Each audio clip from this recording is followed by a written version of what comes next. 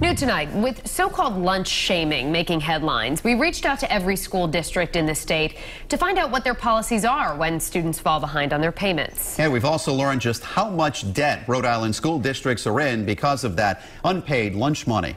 Eyewitness News reporter Kim Kalunian has the story you'll see only on Eyewitness News. Well, Mike and Shannon, there are close to 150,000 public school students walking the halls of Rhode Island schools this year. So we wanted to find out what happens when their lunch money accounts dip into the red. A six-figure problem. It's a serious issue.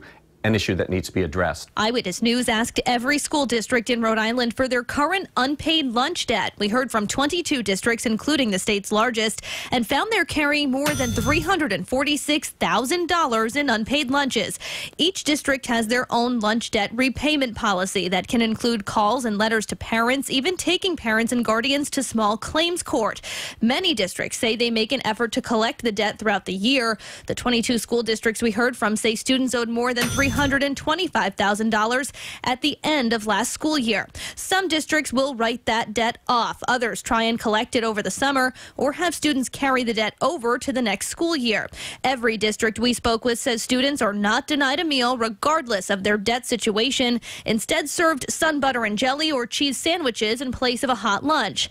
It's how that lunch swap is handled that prompted Representative Robert Lancia, a Cranston Republican, to introduce an anti-lunch shaming bill. A child went to the cash register, had the lunch in hand. That lunch was taken from them and thrown in the trash. That should never happen.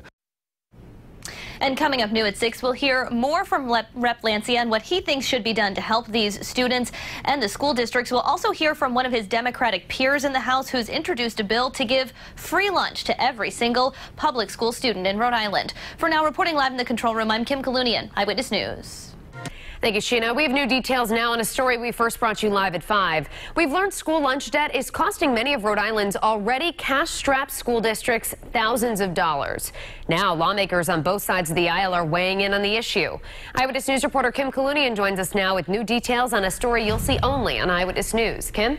Well, Shannon, with close to 150,000 public school students enrolled statewide this year, it might not come as a big surprise that even if just a fraction of them fall behind on their lunch money payments, that number can balloon quite quickly.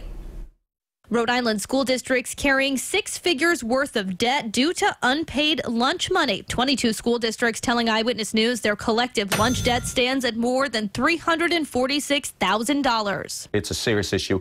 An issue that needs to be addressed. State Representative Robert Lancia, a Cranston Republican, has introduced an anti-lunch shaming bill and is working to start a nonprofit that would help students and districts close the lunch debt gap. Our goal would be to expand the program for, the children statewide that would have need. And, we talked about what would the parameters be. We're very, very early in the process. Lancia's House colleague, Representative Marcia Ranglin-Vassell, a Providence Democrat, has introduced legislation that would see every public school student get a free lunch.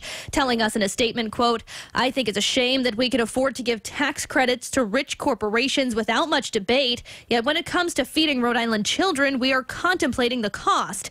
Each district has their own lunch debt repayment policy, but no district we heard from denies students lunch, regardless of the amount of money in their accounts.